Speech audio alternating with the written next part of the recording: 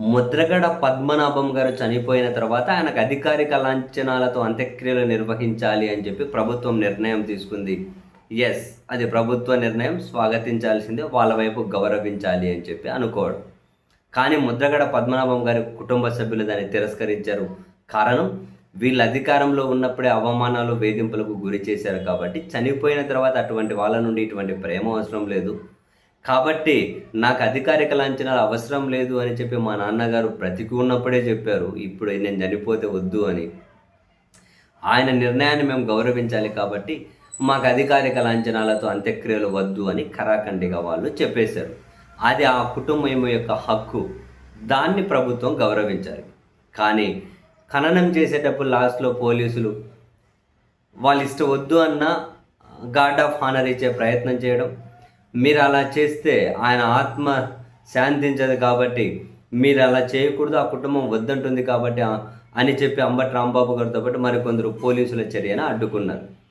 అరే, మా విధులకు ఆటంకం కలిగించారు అని చెప్పి అంబటి రాంబాబు గారితో పాటు మరికొందరి మీద కేసులు పెట్టారు. ఇది మరీ ఎక్స్ట్రీమ్, కేసులు పెట్టారు.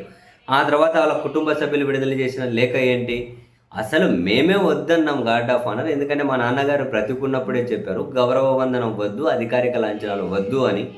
అది మా నిర్ణయం, ఇందులో ఎవరి ఒత్తిడి, ఎవరి ప్రలోభాలు ఏముంటాయి, మా నాన్నగారిని మేము గౌరవించాలి కదా అని చెప్పి వాళ్ళ ప్రకటన కూడా విడుదల చేశారు.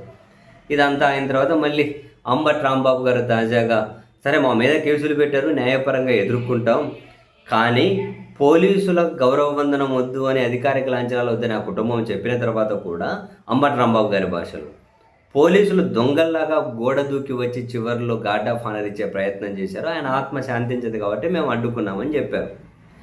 అది అంబటి రాంబాబు గారు చెప్తున్న దాని ప్రకారం ముద్రగడ పద్మనాభం గారి ఇల్లు అది, అక్కడ ఏ నిర్ణయం తీసుకోవాలనేది వాళ్ళ హక్కు, కానీ పోలీసులు గోడ దూకి వచ్చారు అని.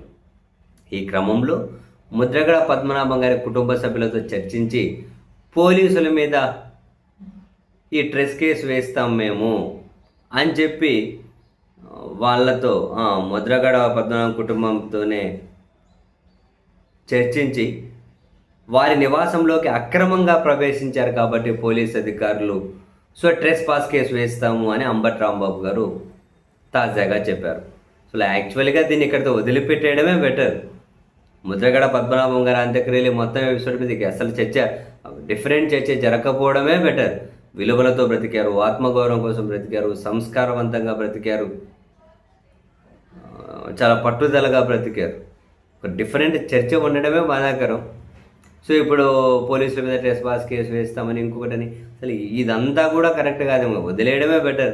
సరే, పోలీసులు వీళ్ళ మీద కేసులు పెట్టారంటారా, అది వాళ్ళ ఏమంటారు జన్మ హక్కుగానే భావిస్తున్నారు. ఇప్పుడు పోలీసులు చిన్న చితక ప్రతిదానికి కేసు పెట్టడం వాళ్ళ జన్మ హక్కుగా భావిస్తున్నారు కాబట్టి దాన్ని ఏం చేయలేరు. ఇంకా వ్యవస్థ ఉంది, పేపర్లు ఉన్నాయి, ఎఫ్ఐఆర్ రాసుకుంటూ పోవడం, పెట్టుకుంటూ పోవడం. మళ్ళీ కుటుంబ సభ్యులతో చర్చించి వాళ్ళ మీద ట్రెస్ పాస్ కేసు, ఇదంతా వేస్ట్. నన్ను అడిగితే వదిలేయడమే బెటర్ ఏమో.